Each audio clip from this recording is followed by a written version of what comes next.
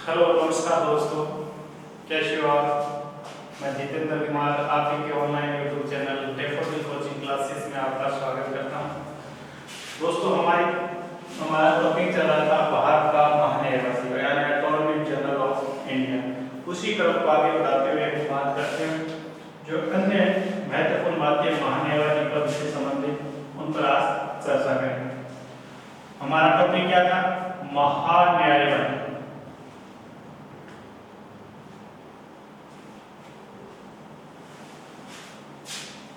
दोस्तों महान्यायवादी से संबंधित अगर हम बात करें तो सबसे पहले बात करते हैं कि ये जो महान्यायवादी होता है इसका संविधान में आर्टिकल 76 के अंदर उल्लेख किया गया है।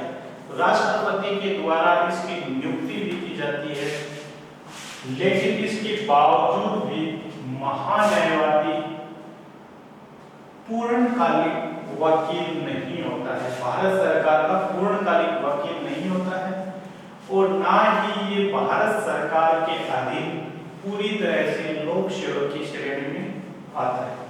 इसलिए अगर ये चाहे तो अपनी निजी प्रैक्टिस भी कर सकता है। ध्यान देना दोस्तों, भारत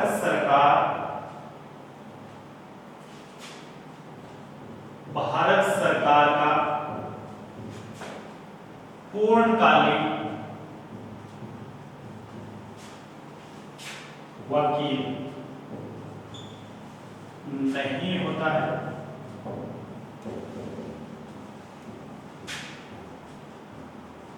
और ना ही ये भारत सरकार के अधीन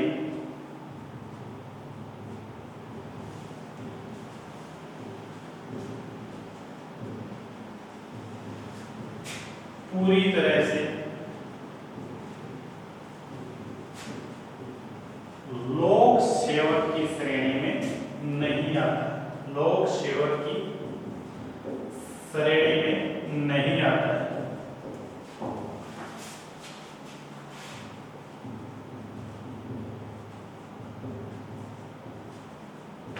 इसलिए अगर ये चाहे तो अपनी निजी प्रैक्टिस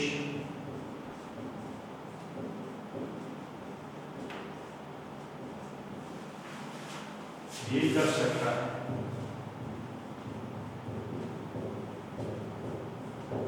इस बात को ध्यान में रखना, क्योंकि यहां से एक बहुत अच्छा प्रश्न बनता है और एग्जाम कंफ्यूज करने के लिए इस प्रकार से प्रश्न करता है। ये क्या लिखा है कि भारत सरकार का पूर्णकालिक वकील नहीं होता है। ध्यान देना, भारत सरकार का ये पूर्णकालिक वकील नहीं होता है।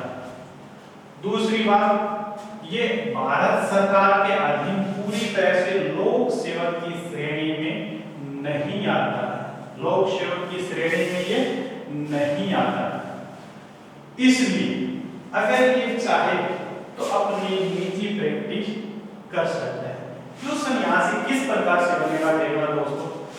क्वेश्चन बनते हैं कि महान्यायवादी से संबंधित कौन सा कथन असत्य है, और वो पहला कथन डाल देता है कि महान्यायवादी भारत सरकार का पूर्णकालिक वकील होता है। दूसरा ऑप्शन, वो लोक सेवक की श्रेणी में आता है। तीसरा ऑप्शन, निजी प्रैक्टिस नहीं कर सकता। और चौथा ऑप्शन, सभी कथन असत्य है। तो इसका जो सही आंसर होगा वो ऑप्शन बी ही होगा कि सारे के सारे कथन क्या है, गलत है।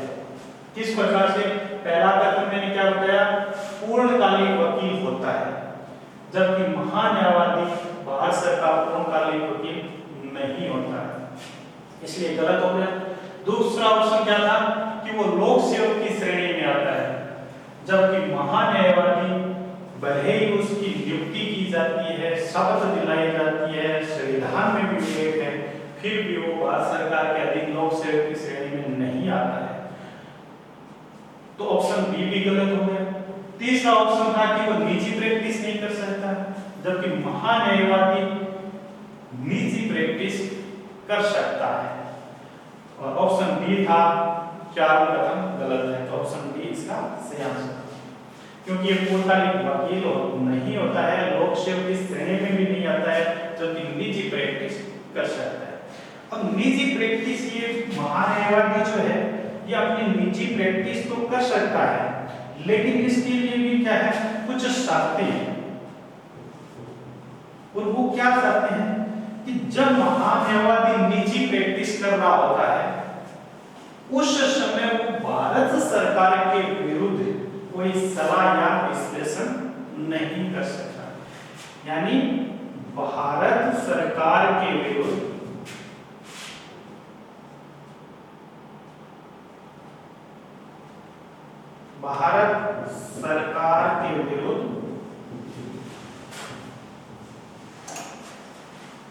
सलाह या विश्लेषण नहीं कर सकता।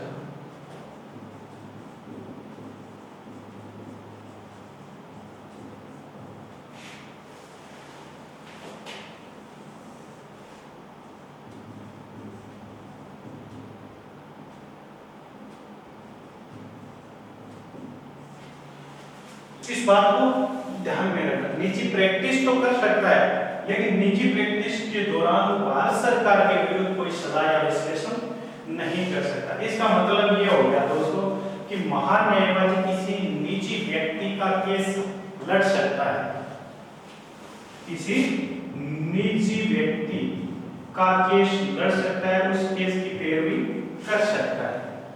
दूसरी बात, किसी निजी कंपनी का केस लड़ सकता है। महान्यायवादी निजी व्यक्ति या निजी कंपनी का केस लड़ सकता है, क्योंकि उसको निजी प्रैक्टिस का अधिकार प्राप्त है। लेकिन अगर कोई केस भारत सरकार के विरुद्ध है तो उस समय वो निजी प्रैक्टिस करने की बजाय भारत सरकार का महान्यायवादी होता है और महान्यायवादी के रूप में वो भारत सरकार के केस की पैरवी करता है। उदाहरण के तौर पर अगर देखें दोस्तों, तो महान्यायवादी किसी निजी व्यक्ति के केस की पैरवी कर सकता है या किसी कंपनी के केस की पैरवी कर सकता है। उदाहरण के तौर पर मान लो टाटा कंपनी का कोई केस आता है, तो महान्यायवादी टाटा कंपनी के केस की पैरवी कर सकता है। अगर टाटा कंपनी वर्सेस किसी निजी व्यक्ति का केस है तो उस केस की भी पैरवी कर सकता है। अगर टाटा कंपनी वर्सेस किसी अन्य कंपनी का केस है तो उसकी भी पैरवी कर सकता है। लेकिन अगर टाटा कंपनी वर्सेस भारत सरकार के विरुद्ध अगर कोई केस है, उस समय वो टाटा कंपनी का केस नहीं लड़ेगा, क्योंकि उस समय वो भारत का महान्यायवादी होता है और वो भारत सरकार की ओर से केस की पैरवी करेगा। इस बात को ध्यान में रखना, निजी प्रैक्टिस करने का तो अधिकार है, लेकिन वो भारत सरकार के विरुद्ध नहीं होना चाहिए। इसके अलावा जब भारत सरकार के द्वारा किसी मामले को लेकर महान्यायवादी को पैरवी करने के लिए नियुक्त करता है, उस समय सरकार के उस मामले के विरुद्ध महान्यायवादी कोई टिप्पणी नहीं कर सकता है, क्योंकि उस समय वो भारत का महान्यायवादी होता है और महान्यायवादी होने के नाते भारत सरकार के मामलों की सुनवाई का ये अधिकार रखता है। तो ये दो बातें हैं महान्यायवादी से संबंधित। पहली, वो पूर्णकालिक वकील नहीं होता, लोक सेवक की श्रेणी में नहीं आता, उसे निजी प्रैक्टिस करने का अधिकार है। निजी प्रैक्टिस करने के लिए भी कुछ शर्तें हैं। निजी व्यक्ति या निजी कंपनी का केस लड़ सकता है, लेकिन वो भारत सरकार के विरुद्ध नहीं होनी चाहिए, क्योंकि महान्यायवादी भारत सरकार के विरुद्ध किसी मामले पर विश्लेषण या सलाह नहीं दे सकता।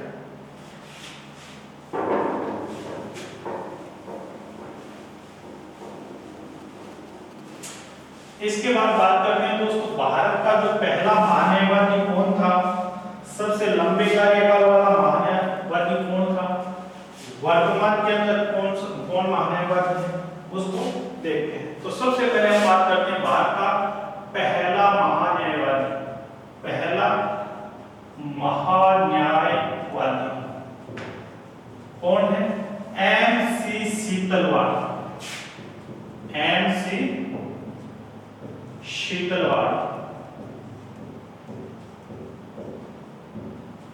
दोस्तों सन 1950 से 1963 तक ये भारत के महान्यायवादी रहे थे। MC शीतलवाड़ भारत के पहले महान्यायवादी हैं, यानी कि इनका जो कार्यकाल है ये सबसे लंबा है, सबसे लंबे कार्यकाल है।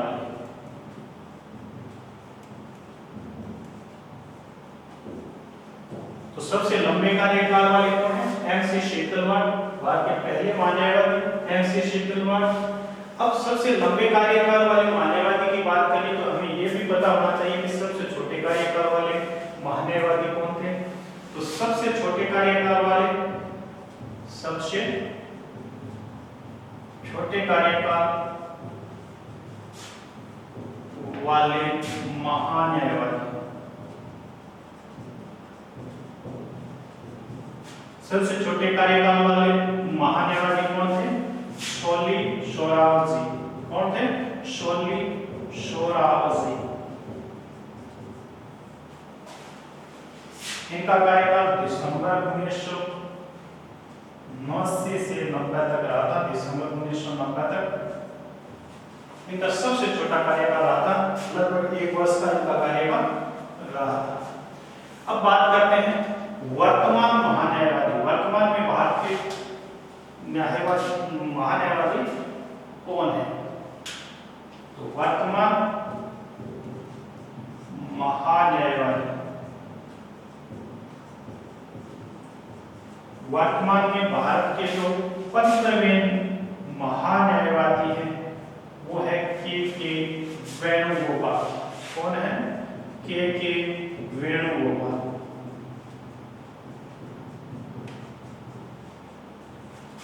और ये कब से है? 30 जून 2017 से लगातार अपने पद पर बने हैं।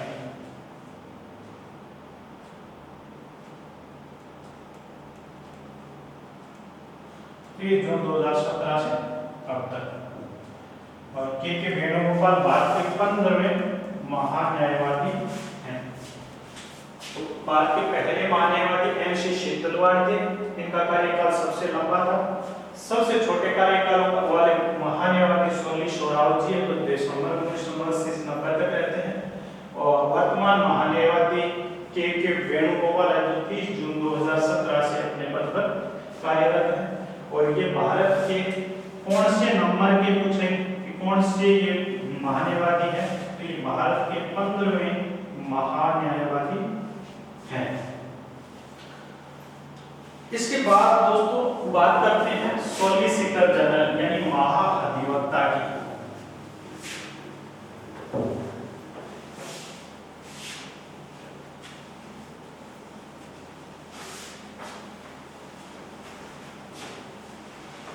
महान्यायवादी टॉपिक के साथ ही इसको भी हम पढ़ लेते हैं।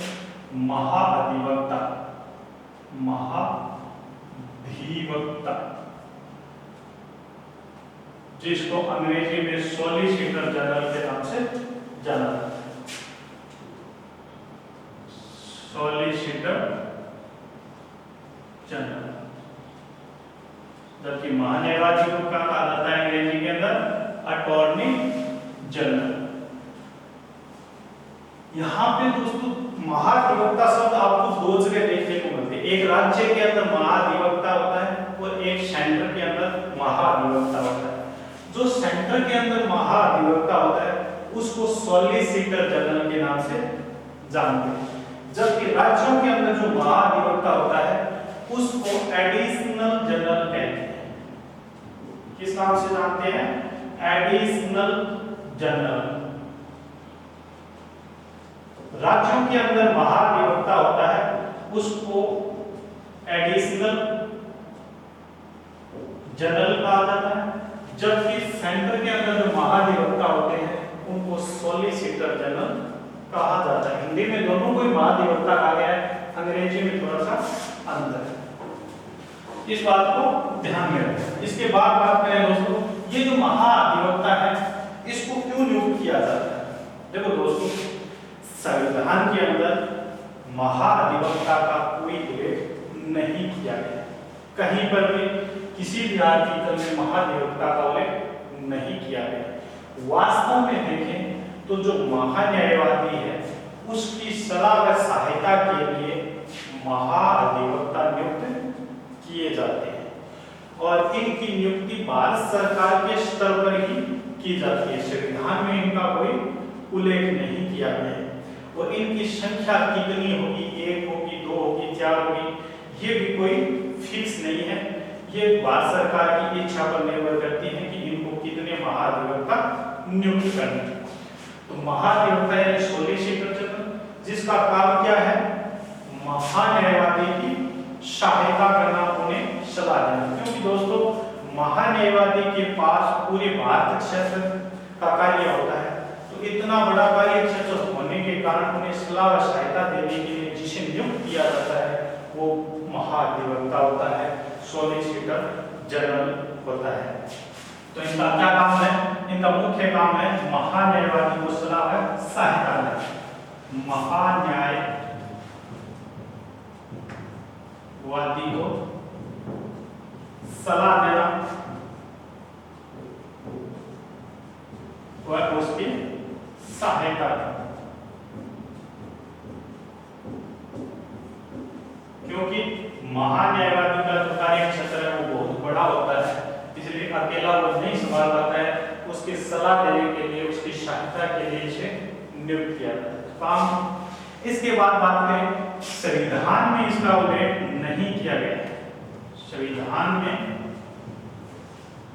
इस पद का उल्लेख नहीं किया गया है।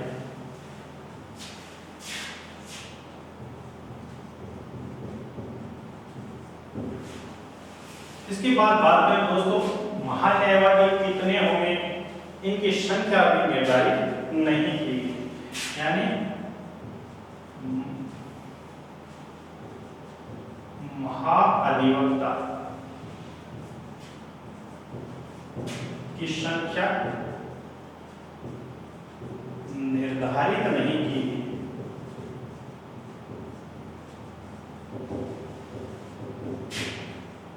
इनकी संख्या निर्धारित नहीं की गई है, इसका मतलब ये सरकार की इच्छा पर छोड़ दिया कि सरकार कितने महाधिवक्ता नियुक्त करना चाहती है उतने करेगी। तो ये 3 बातें मुख्य है जो ध्यान रखना। महाधिवक्ता की नियुक्ति क्यों की जाती है, इसको नियुक्त किया जाता है किसके द्वारा, भारत सरकार के द्वारा। भारत सरकार का मतलब राष्ट्रपति इसकी नियुक्ति।